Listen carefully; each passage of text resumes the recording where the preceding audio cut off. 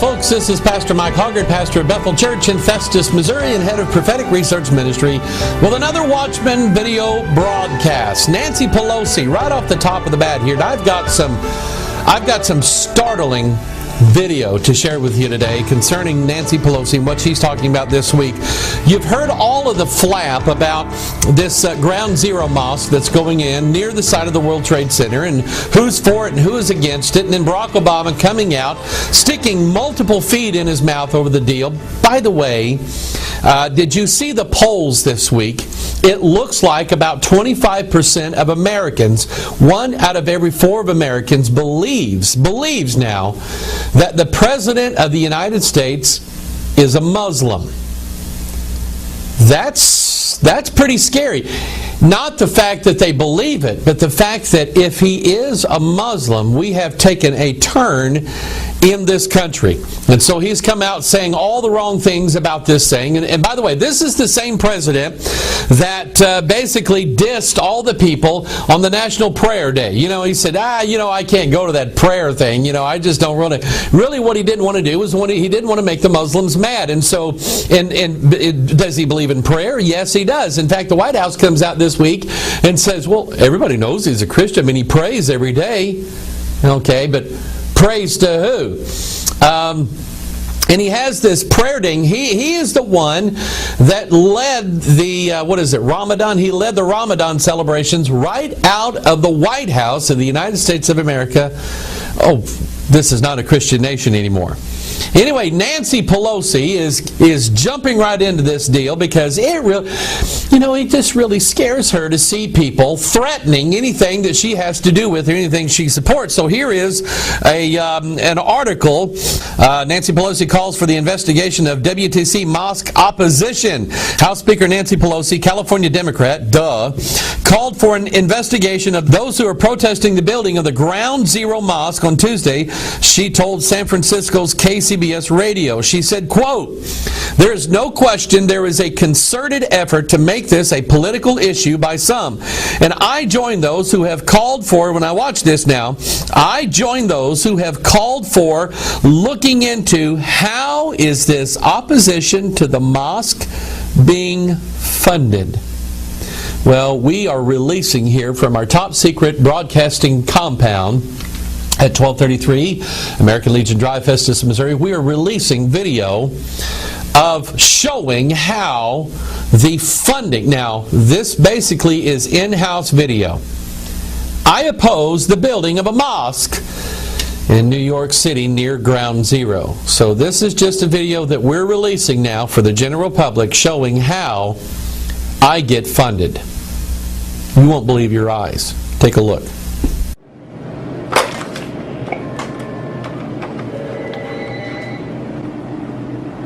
Oh, yes, Alicia, could you come to my office, please? Thank you. Yes? Need you to do me a favor. What? I need some funding. I need some money to go to McDonald's for lunch. Can you do that? Okay, I'll see what I can find.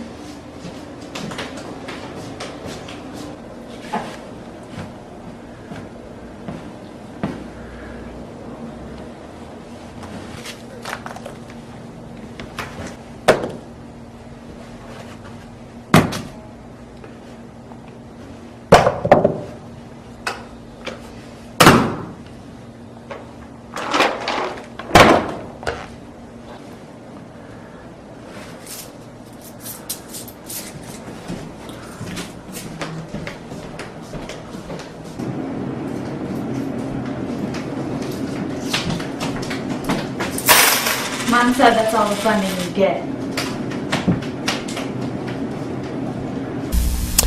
We just love revealing secrets around here. No secrets around here. This is how we're being funded in our top secret broadcasting compound. You remember this?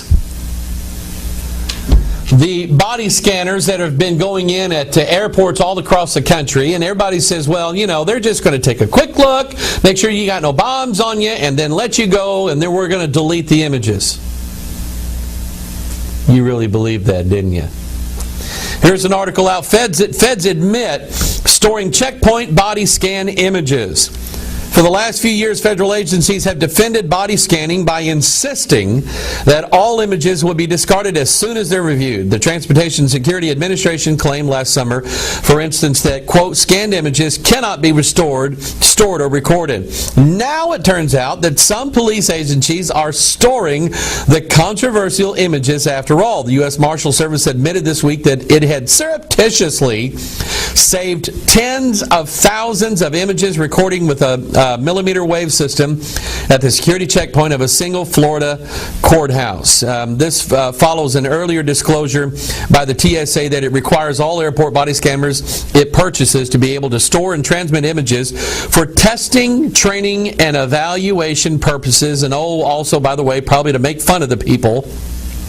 The agency says, however, that those capabilities are not normally activated when the devices are installed at airports. So who do we believe here? Who do we believe? And I promise you, it won't be long before some of these images are leaked and they end up on somebody's YouTube video or somebody's weirdo site out there. Everybody's staring at all these naked people going through the airport.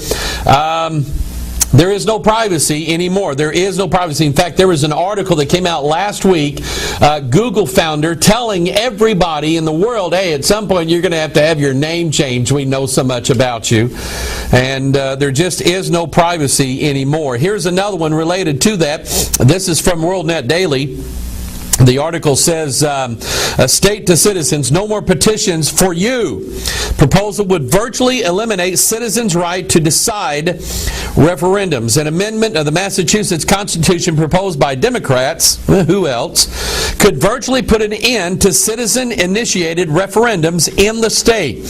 The amendment proposed jointly by State Rep. Brian Rushing in the House and by State Senator Cynthia Stone Cream in the Senate would exclude any citizen petition that deals with issues concerning a person's right to, quote, the enjoyment of life, liberty, and property according to standing laws. Massachusetts Family Association President Chris Minow opposes the amendment, asserting that it would have a chilling effect on the people of Massachusetts. Not only on the people of Massachusetts, but on the people of America in general. One of the founding principles that we have in this country is the ability to petition our government to change or to correct or to make new laws. That is one of the basic, that is the foundation of liberty that we have in this country, is the ability to say, to ask our government, hey, we think we want a different law in this state. Can you change this for us? People going around getting petitions. But I'll tell you, this thing is directed solely at those who oppose gay marriages and those who are taking a stand in this country for moral issues. They're going to end up banning and making it illegal.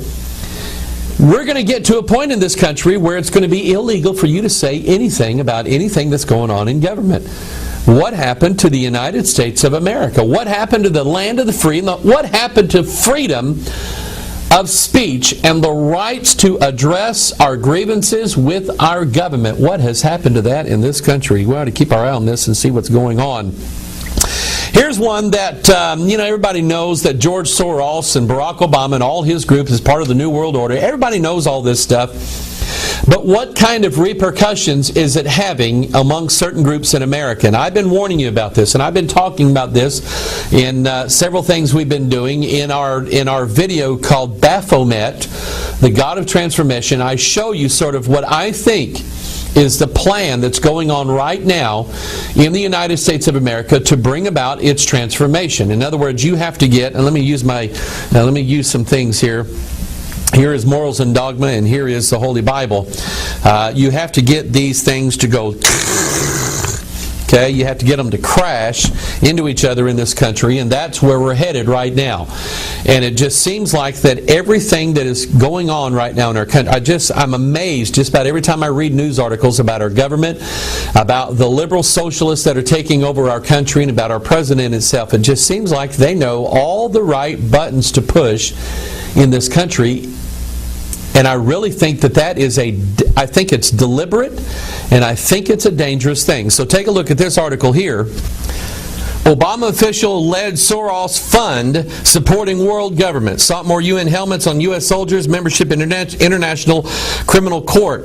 Again, this is from WorldNet Daily. President Obama's Assistant Secretary of State for Population, Refugees, and Migration, Eric P. Schwartz, that's awfully German sounding, previously served as the director of a George Soros-funded organization that promoted global governance.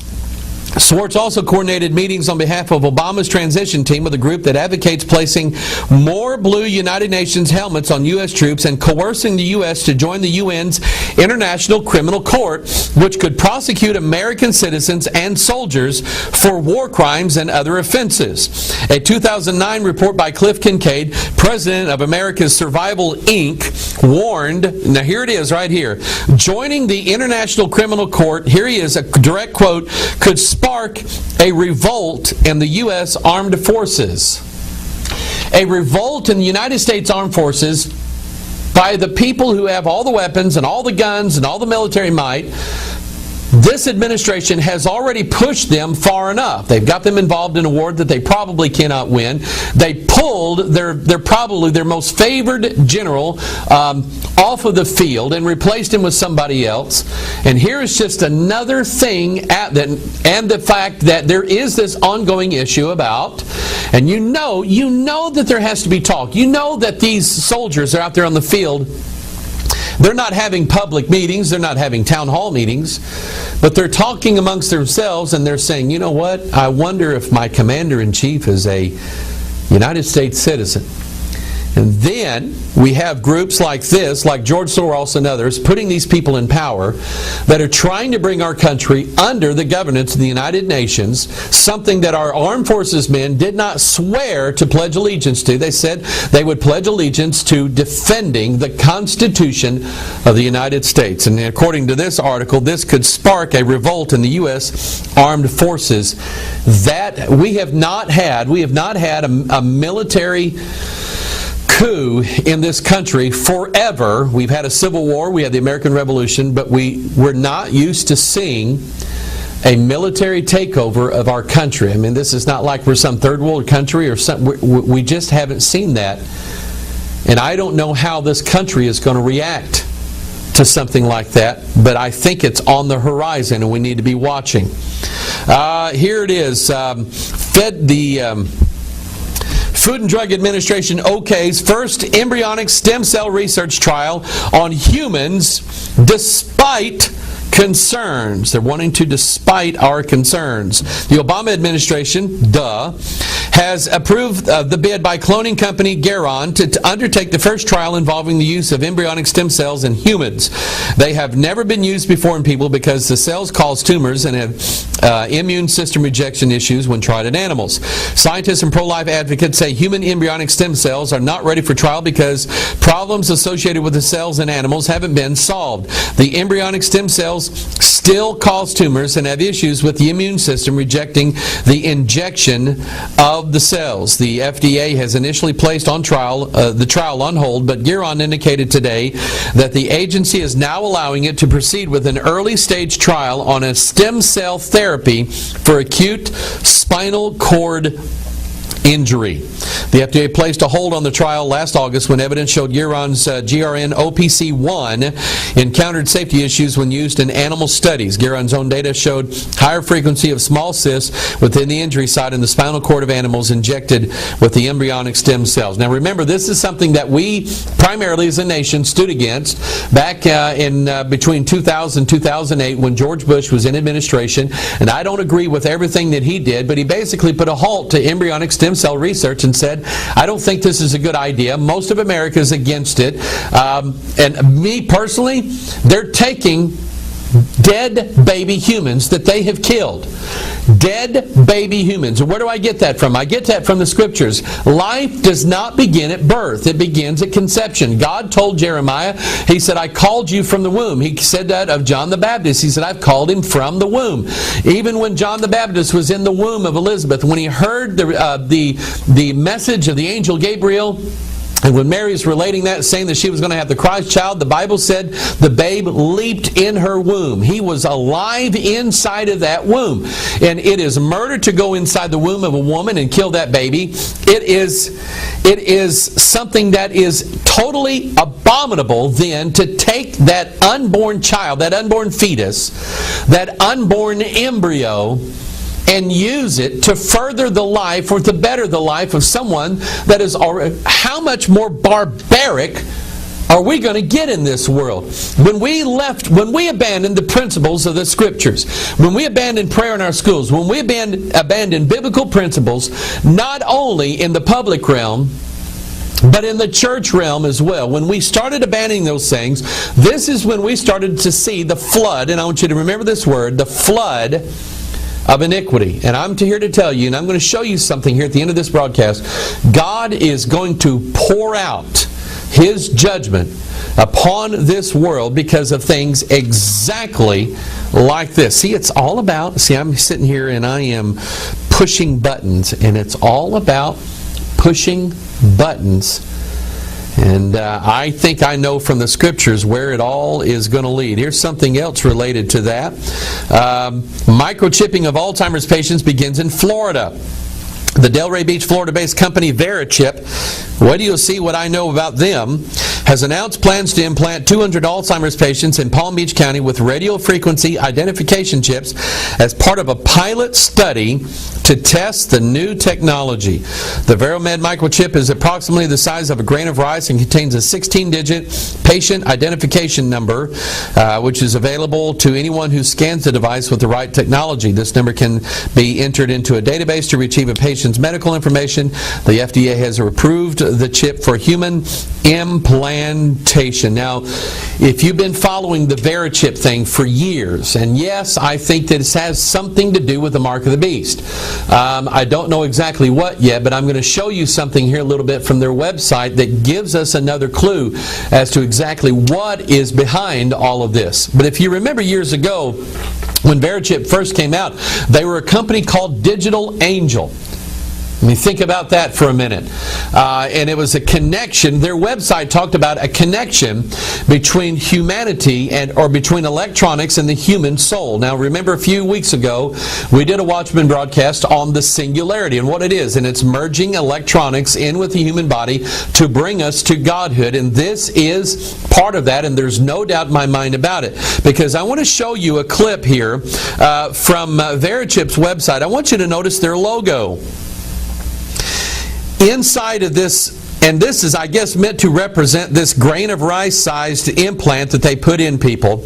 But the logo itself is called the mandorla. Now, the mandorla is a representation. You see here the two circles joined together. The word mandorla simply means almond, and this is an almond-shaped idea, an almond-shaped figure. What does this symbol represent? This symbol represents what is called the sacred feminine, or the divine feminine, or the goddess, or Mystery Babylon the Great, the mother of harlots and abominations of the earth. So when you see this symbol here, and I don't care what religious icon it's associated with, when you see this symbol here, it is associated with Mystery Babylon the Great. This symbol is actually, it's pretty vulgar. It's a symbol showing the female reproductive organ is what it is. That's what it's called. That tells you sort of the mystery behind it and the spirit that is driving all of this electronic stuff and the mingling of electronics and all of this DNA stuff in with human beings. This same symbol shows up. Here is the Washington's monument. Now this obelisk here is the symbol of the male. And then here drawn in, and this was only done just a few years ago, drawn into the little sidewalk layout of Washington's monument is this mandorla symbol showing not only the fusion of two circles or two opposites together, but showing you the sacred feminine that is running, and I believe that Mystery Babylon the Great is running the show in the United States of America. And just get our video called Capital Secrets, and we'll send you a copy of that. By the way, I haven't said much about it because I haven't known too much about it then, but I am reasonably sure, and this is going along with Cutting Edge Ministries in South Carolina. We did 3 videos. Let's see, let's pull the book out here. We did 3 videos back last winter, if you remember, and it covered me up for quite a while, on Dan Brown's new book, The Lost Symbol. The first one was called Freemason Symbols Revealed. The second one was called Capital Secrets, and that's kind of what Brown deals with here. And the third one was The Prophets of the New Order. And from what I understand, those 3 videos are part of a package set along with Cutting Edge videos that's going to show up on shelves, I think, in Sam's Club or Walmart stores. I don't know how many. I don't know how many's going out. I don't know how many they're making. But my hope is that brings and draws more people to watching the Watchman video broadcast so that people can be updated and know exactly what's going on in this world. But we talked about this in this video, Capital Secrets, and if you want a copy of that, go to Walmart, go to Sam's Club, or you can just call us and we'll send you a copy of it. But this is an image of the Sacred Feminine Mystery Babylon the Great. That shows you who's running the show here. And, people send me articles all the time. Sometimes I have time to read them, sometimes I don't. But a lot of times when I see the logos of the symbols, I know exactly what's going on. And now we know what is governing Verichip. Here is something else that somebody sent to me.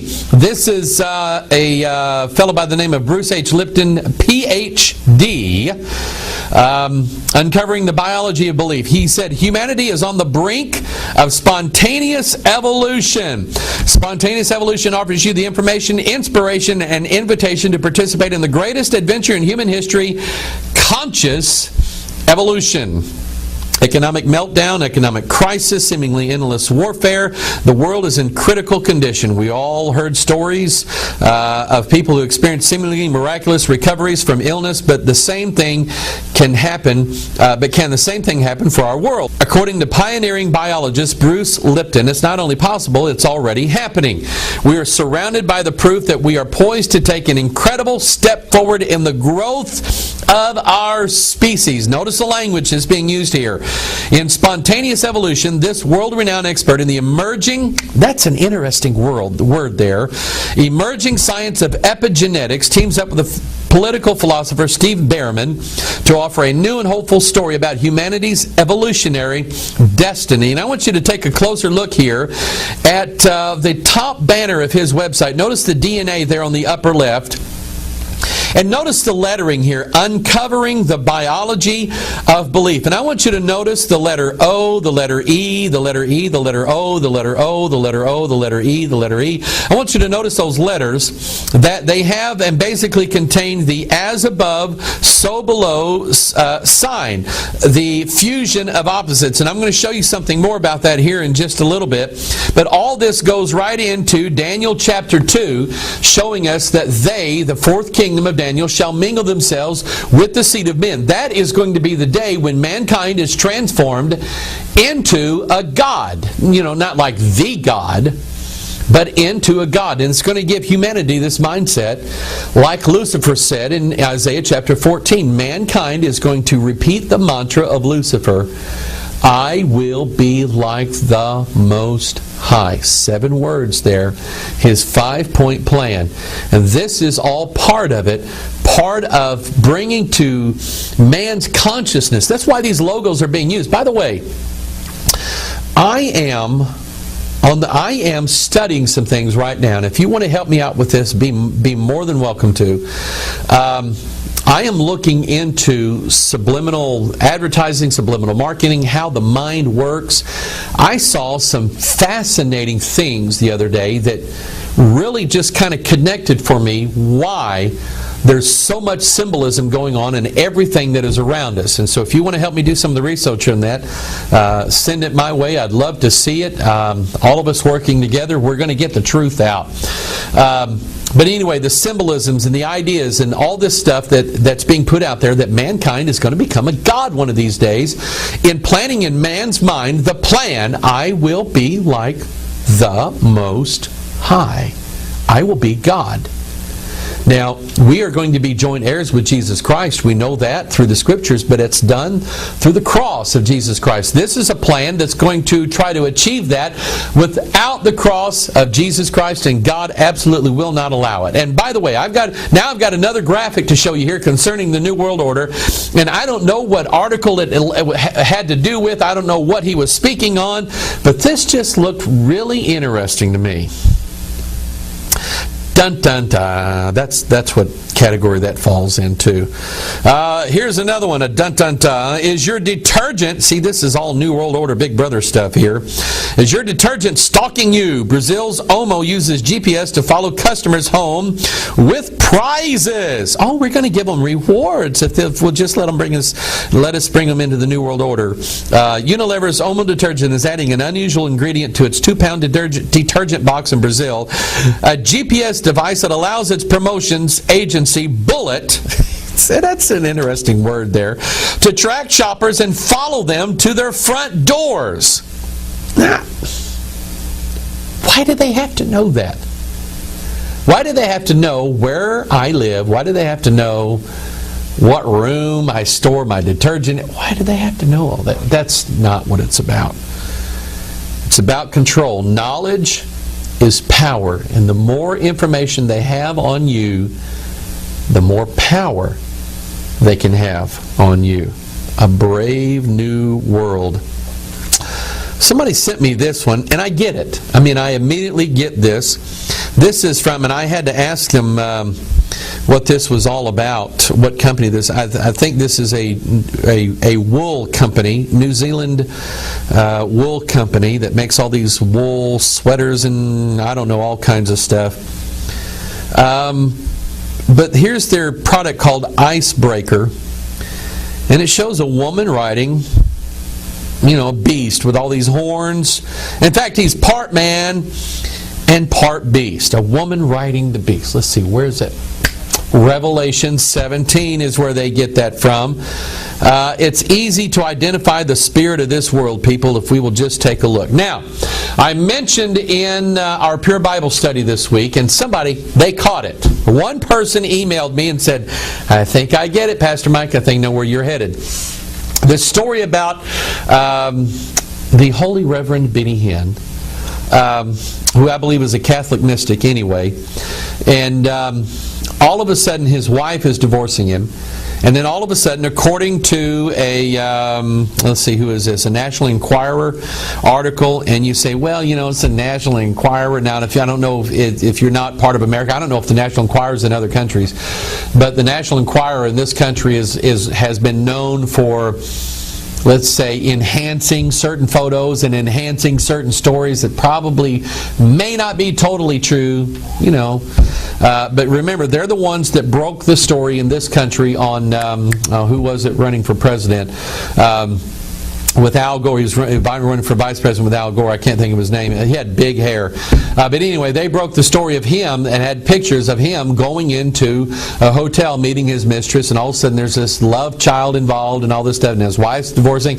It was the Enquirer that broke that story. Now, the Enquirer is breaking this story here.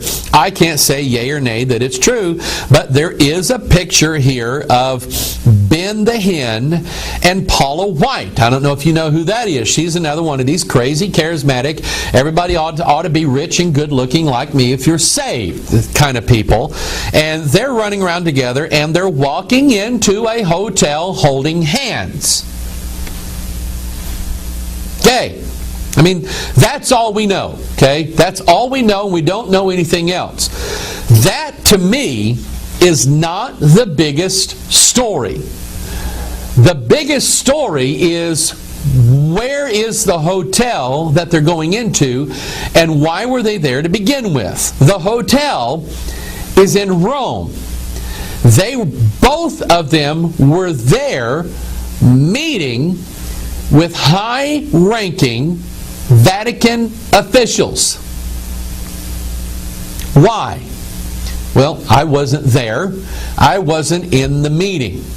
But it doesn't take, let's see, I am not a rocket scientist and I'm not a brain surgeon, and so I think I'm qualified to make this statement. It doesn't take either one of those to understand. Now, I mean, naturally, you see a guy and a gal walking into a hotel holding hands.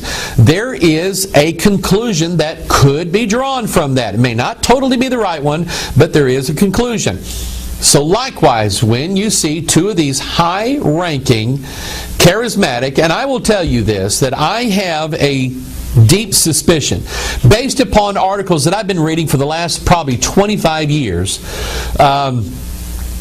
that the whole charismatic movement is a daughter of the harlot, the Vatican. 1963, the whole Vatican II thing, they promised, the ecumenical movement promised to bring everybody in. I do know for a fact, based upon what I've read, that this whole speaking in tongues and Holy Ghost manifestations movement also took place inside Catholic institutions, Catholic colleges, among Jesuit priests, and on and on and on and on and on. I know that Paul Crouch of TBN loves to have Catholic priests up on the stage and talk about how they're Christian brothers. So the question I have is, I think the deeper controversy is, here's Benny Hinn and Paula White, who millions of people all over the world who would never, ever, ever, ever, ever in a million years be Roman Catholic, they're following what these people are doing. And here is these two meeting with high-level Vatican officials. Mystery the Babylon the Great, the mother of harlots, is meeting with her two daughter harlots. That's just what I think. That, to me, is the biggest story that's involved here. Now let's switch keys here. Somebody sent me this website. It's called Core. I think this is Church of the Rock or something like that. And you know me, I'm big into logos and symbols. And I saw this and I'm going, hey, I know what this is.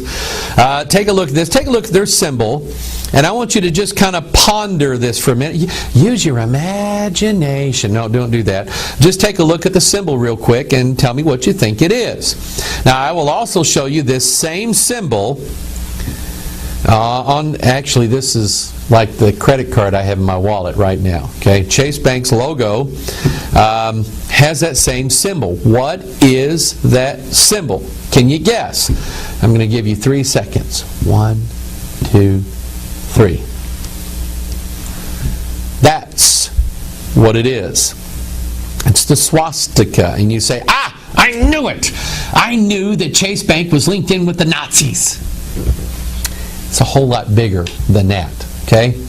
This is a symbol that the Nazis used. This is a symbol that Hitler used. But why did he use this symbol? Did he invent this symbol? No. This symbol was around for thousands of years. What does it mean? It is a good luck thing. It is a thing. It is a symbol now that gives new life or rejuvenation or resurrection. What is it? And by the way, this same symbol is all in the House of the Temple Lodge in Washington, D.C. It is a variation, Albert Pike talks about it, Morals of Dogma, it is a variation of the cross, which is a picture of the X chromosome. So I want you to get this idea here. In fact, I want you to get this, okay? This is all about, now the religious systems of the world are turning into agents of the transformation of mankind. And here we have the banking systems of the world, so that no man might buy or sell, save he that had the mark or the name of the beast or the number of his name. Even in the Denver airport, the New World Airport was designed in the shape of a great big gigantic swastika, this symbol of the transformation of mankind. Here's a website from a group called Equip and Inspire Conference 2010. The promotion for their new conference, here again, another thing where they're going to shift and change everybody's paradigms. Now let me kind of explain what that is. In fact, they say discover a paradigm change of what you can accomplish. And this all is all linked to Godhead, because if you'll listen to the messages coming out of the churches right now, it's all talking about how great you can be and all the potential that you have locked up inside of you. They use terms like spiritual gifts, and we need to do a spiritual gifts inventory to find out maybe listen to the wording here, what your hidden purpose really is in Jesus or in God. and you start hearing sermons about your potential, your destiny, things that there's a church right up here up the road called Destiny Church. Used to be an Assembly of God church. Now it's Destiny Church. Find your destiny. And they're telling everybody that mankind is going to achieve greatness. And what this is a cover for trying to get people to covet and lust after godhood, is what it is. And a paradigm is a way that you think. A way that you think. And you think what... Let's see. You think according... And the old school was you think according to the Bible. You think the way the Bible tells you to think. Now there's going to be a paradigm shift in man's consciousness, a change. Something is going to take place that's going to shift man's awareness. I've heard a lot of speculation, and I think some things are going to be discovered in this world that people, if you're not careful, you're going to believe it. If you're not careful, you're going to believe it. We know a lie is going to be told. We know that Jesus said if it were possible, they would deceive the very elect. Folks, this is why you have to get your mind inside the Bible. Is to get so that you understand that there's something that's going to happen that's going to shake the foundations of everything in this world. What is your foundation? If it's on this Bible right here, you will remain standing. All of this has to do with this symbol here. What is this, Pastor Mike? This shows a man. Actually, it's an androgynous figure. It is a male and female. And I don't know if you can catch that by looking at the symbol here of this human, but it is a male and a female together. The androgyny, which is Baphomet, and he's pouring out a pitcher of water. And this symbol is the symbol for the age of Aquarius. You remember this song that came out back in 1969 from the, I think it was a musical called Hair. This is the dawning of the age of Aquarius. Well, they knew and theorized and they wrote about in this song that we were heading in those days, and those are the days that we're heading in right now. And I did a little research on Aquarius because it's interesting, because there's some things right out of the Bible. Imagine that, right out of the Bible, that's going to open up your eyes to this idea of what Aquarius really is all about. So here's a website that talked about it, and they said, by way of contrast, the age of Aquarius and the Aquarian sun sign are symbolized by an angel. Now think about that. An angel pouring water onto the parched earth. This symbol connotes relief, restoration, revival, and recovery. Spiritually, the angel signifies the synthesis of the lessons of the ancient prophets into a unified belief system that recognizes the interconnectedness of all things, including the link between mankind and God. Did you catch that? The link between mankind and God. As above, so below. Thus, the age of Aquarius is marked by unity. Now, there's something here. I want to go to this next slide here, because it says, in the age of Aquarius, humanity will reject arcane, man-made rules, especially outdated religious ritual and dogma. Now I want to stop right here, because if you remember from our video, The Babel Conspiracy, and I talk about it here in this book, and in the video, The Babel Conspiracy, you remember the tarot card called the Tower. The Tower represented the old systems. And on 9/11, we had the destruction of the towers being brought down so that a new one, with a mosque at its feet, can be built in its place. And so I want you to understand that all of this is talking about the same thing, a paradigm shift, a transformation, a tearing down of the old ways, the old paths that God talked about, and a building up of a new one. So humanity will reject arcane man-made rules, especially outdated religious ritual and dogma, like prayer and Bible reading and preaching on the blood, since the ancient practices often are counterproductive to the soul's journey back to God. For example, I want you to listen to this now. Clerics, which means, religious pastors, will no longer attempt to mediate between us and God. As such, intervention may actually hamper union. Instead, pastors will teach us how to meditate on and connect to the light on our own so that true soul growth may take place. Now, I want you to get this, because when I read this, I went, now I get it. We did a video called The Mysteries of Contemplative Prayer. You need to get this video to know what's going on in the churches, in your neighborhood, and in your denomination. Because there is a transformation shift taking place. And everybody says, oh, we still believe the fundamentals of the faith. They make it sound real religious. And they say, oh, we believe the Bible. They make it sound right. But the truth of it is that there is a transformation taking place by the pastors, by the Bible colleges, by the denominational leaders. There is a transformation taking place whereby these pastors, instead of leading you to the cross of Jesus Christ and Jesus Christ Himself, who is the only mediator between you and God. You see, there has to be one. There has to be a mediator between you and God, because you are filthy, unrighteous, undone, wicked. There is nothing in you that's any good, and God is holy and cannot be defiled. And you have no right to approach God on your own. That's why when you pray, and I don't care what group you're in, when you pray, especially if you're praying out loud, I believe, I'm just one of these people who believe that you better include the name of Jesus Christ in this prayer. You better be praying in His name. And if that makes you afraid or ashamed, listen, if you're ashamed of God, what does He say? He'll be ashamed of you. Freemasonry. They get together in their little lodges and they pray to the great architect of the universe. They don't pray in Jesus' name because that would be offensive to the Jews and the Hindus and the Muslims and the atheists that are in the lodge. They don't pray in Jesus' name. Why? Because they hate Jesus. And I'm here to tell you, you cannot pray to God without a mediator.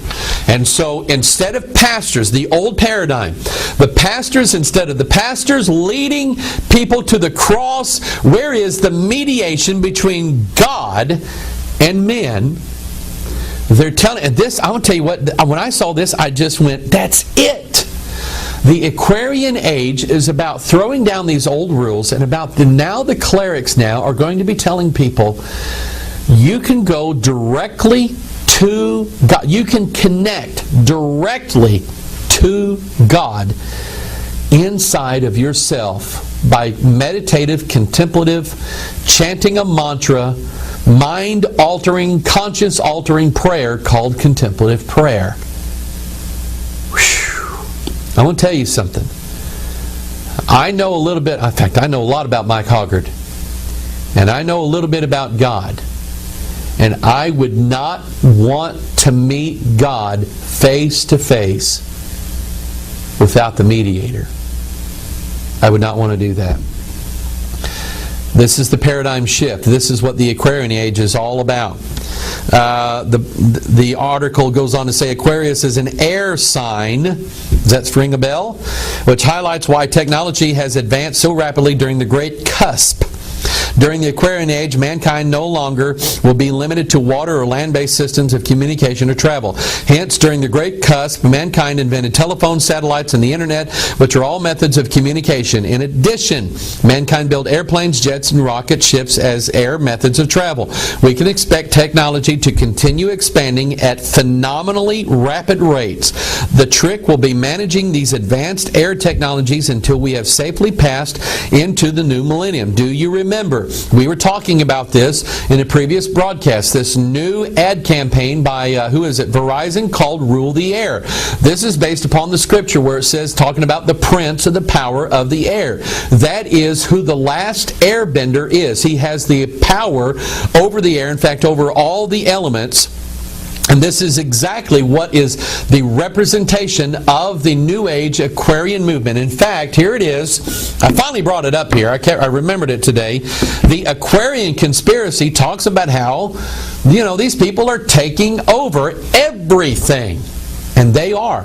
Jude said certain men crept in unawares. And if you don't think that they're in your denomination's headquarters, I suggest you think again. Okay, they have crept in unawares, but this all goes back to this singularity thing, which, by the way, we're offering as its own video. We're going to include it in our watchers packets, but we are offering this this Watchman broadcast that we did called "What is the Singularity?" You need to get this one, and for your gift of $6 billion, you can have it. No, I won't do that.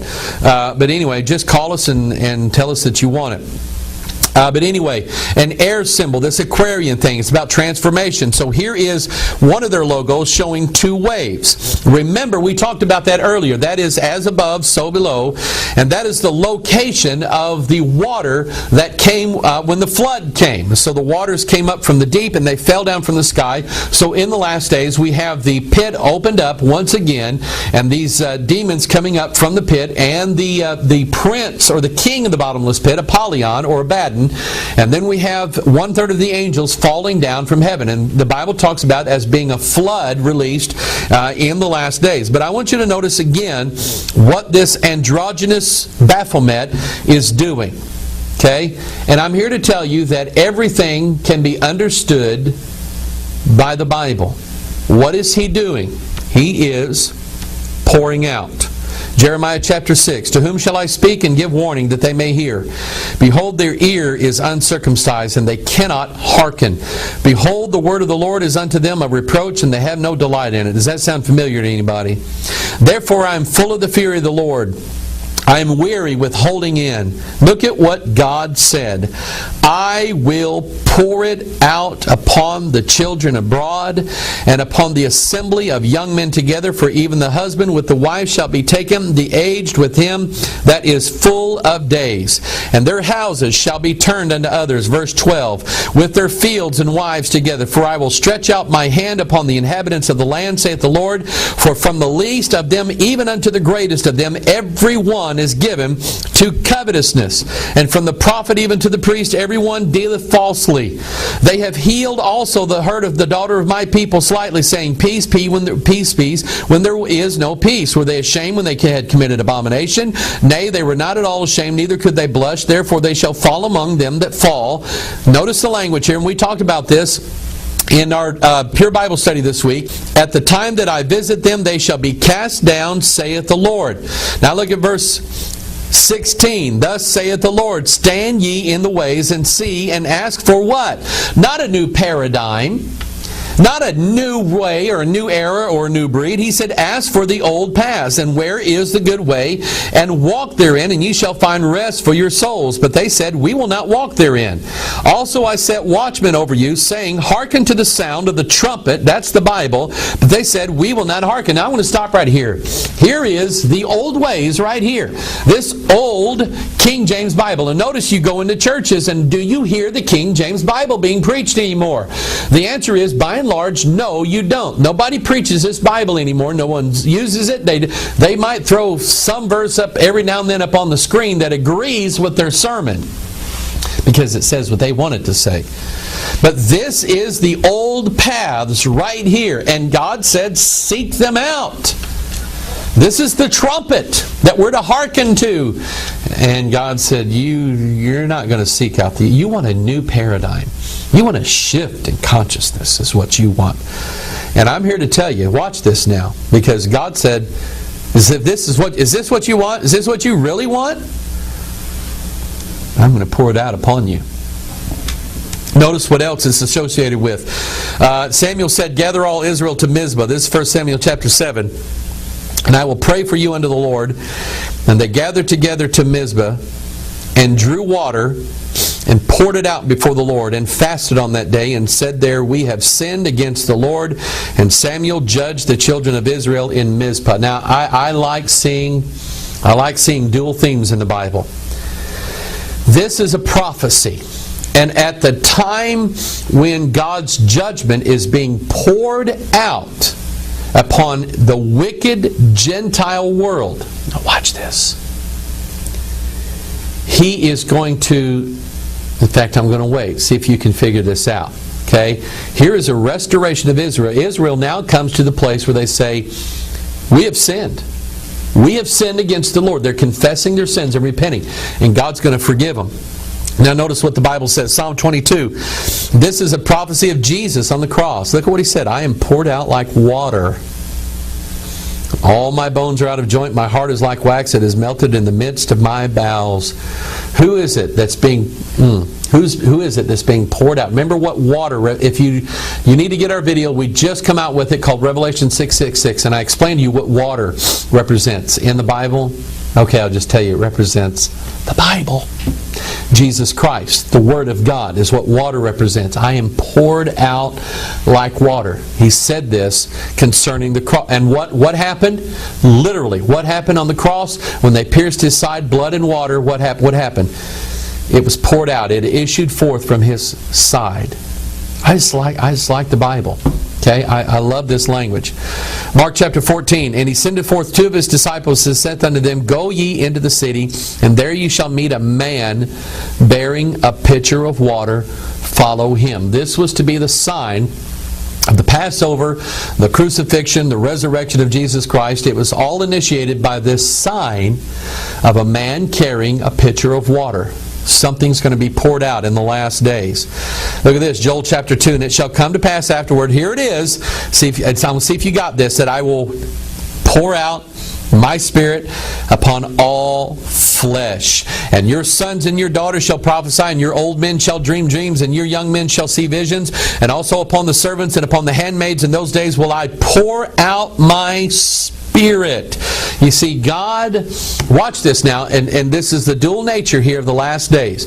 Because as water was being poured out in the earth in the days of Noah, this water was at one time, it was destroying and judging the earth. It was simultaneously saving the 8 that was in the ark. And remember, this number 8 has to do with circumcision. Men is circumcised on the 8th day.